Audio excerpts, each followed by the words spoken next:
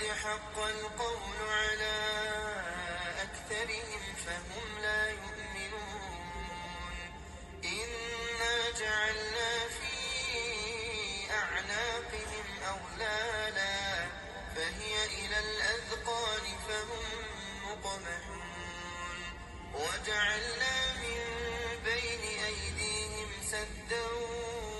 ومن خلفهم سدا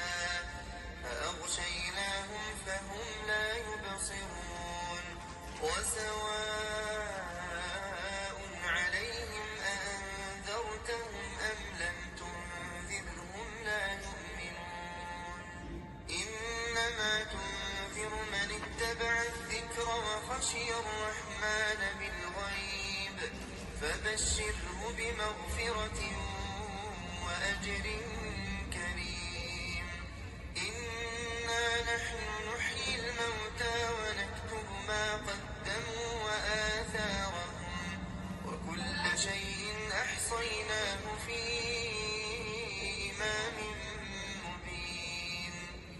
واضرب لهم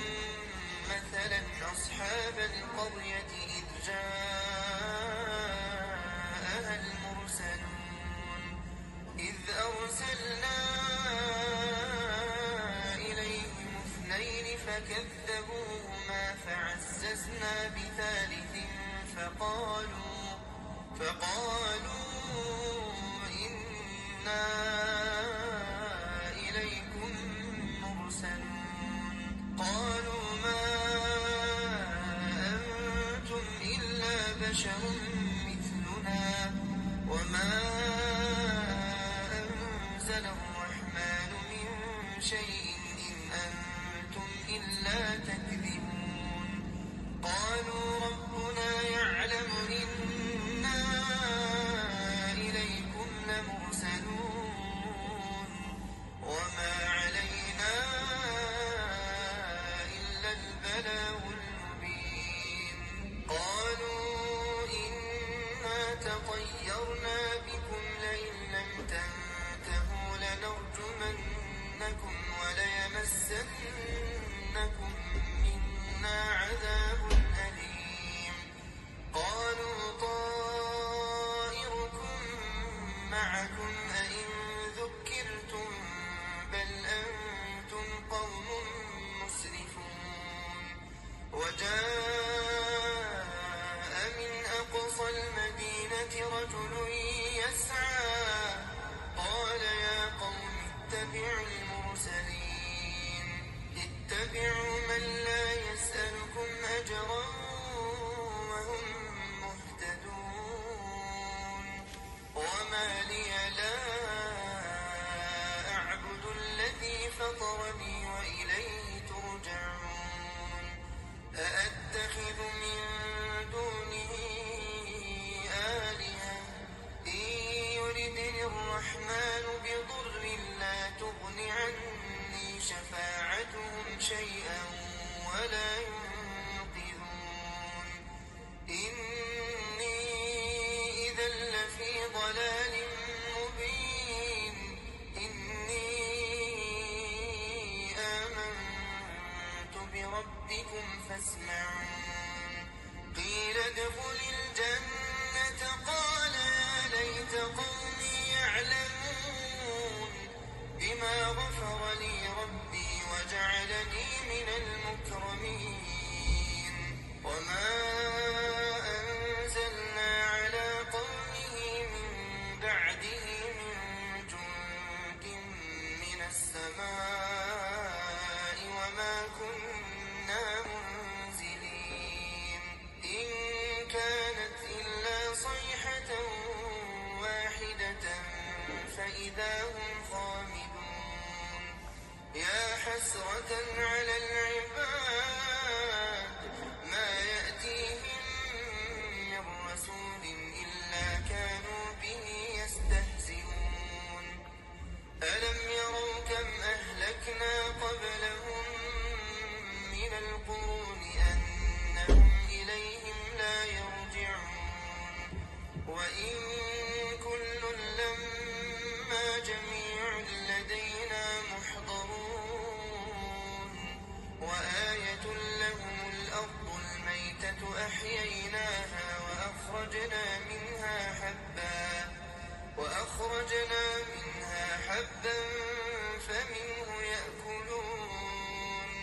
وجعلنا فيها جنات من نخيل وأعناب وفجرنا فيها من العيون ليأكلوا من ثمره وما عملته أيديهم أفلا يشكرون سبحان الذي خلق الأزواج كلها مما تنبت الأرض ومن أنفسهم ومما لا يعلمون وآية لهم الليل نسلخ منه النهار فإذا هم مظلمون والشمس تجري لمستقر لها ذلك تقدير العزيز العليم والقمر قدرناه منازل حتى عاد كالعرجون القديم لا الشمس ينبغي لها أن تدرك القمر ولا الليل سابق النهار وكل في فلك يسبحون وآية لهم أنا حملنا ذريتهم في الفلك المشحون وخلقنا لهم من مثله ما يركبون وإن نشأ نغرقهم فلا صريخ لهم ولا هم ينقذون إلا رحمة منا ومتاعا إلى حين وإذا قيل لهم اتقوا ما بين أيديكم وما خلفكم لعلكم ترحمون وما تأتيهم من آية من آيات ربهم إلا كانوا عنها معرضين وإذا قيل لهم أنفقوا مما رزقكم الله قال الذين كفروا للذين آمنوا أنطعم من لو يشاء الله أطعمه إن أنتم إلا في ضلال مبين ويقولون متى هذا الوعد إن كنتم صادقين ما ينظرون إلا صيحة واحدة تأخذهم وهم يخصمون فلا يستطيعون توصية ولا إلى أهلهم يرجعون ونفخ في الصور فإذا هم من الأجداث إلى ربهم ينسلون قالوا يا ويلنا من بعثنا من مرقدنا هذا ما وعد الرحمن وصدق المرسلون إن كانت إلا صيحة واحدة فإذا هم جميع لدينا محضرون فاليوم لا تظلم نفس شيئا ولا تجزون إلا ما كنتم تعملون إن أصحاب الجنة اليوم في شغل فاكهون هم وأزواجهم في ظلال على الأرائك متكئون لهم فيها فاكهة ولهم ما يدعون سلام قولا من رب رحيم وامتازوا اليوم أيها المجرمون ألم أعهد إليكم يا بني آدم ألا تعبدوا الشيطان إنه لكم عدو مبين وأن اعبدوني هذا صراط مستقيم وقد أضل منكم جبلا كثيرا أفلم تكونوا تعقلون هذه جهنم التي كنتم توعدون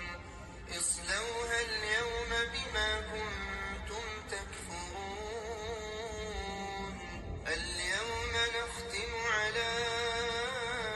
أفواههم وتكلمنا أيديهم وتشهد أرجلهم بما كانوا يكسبون ولو نشاء لطمسنا على أعينهم فاستبقوا الصراط فأنى يبصرون ولو نشاء لمسخناهم على مكانتهم فما استطاعوا مضيا ولا يرجعون ومن نعمره ننكسه في الخلق أفلا يعقلون وما علمناه الشعر وما ينبغي له إن هو إلا ذكر وقرآن مبين لينذر من كان حيا ويحق القول على الكافرين أولم يروا أنا خلقنا لهم مما عملت أيدينا أنعاما فهم لها مالكون وذللناها لهم فمنها ركوبهم ومنها يأكلون ولهم فيها منافع ومشارب أفلا يشكرون واتخذوا من دون الله آلهة لعلهم ينصرون لا يستطيعون نصرهم وهم لهم جند محضرون فلا يحزنك قولهم إنا نعلم ما يسرون وما يعلنون أولم ير الإنسان أنا خلقناه من نطفة فإذا هو خصيم مبين وضرب لنا مثلا ونسي خلقه قال من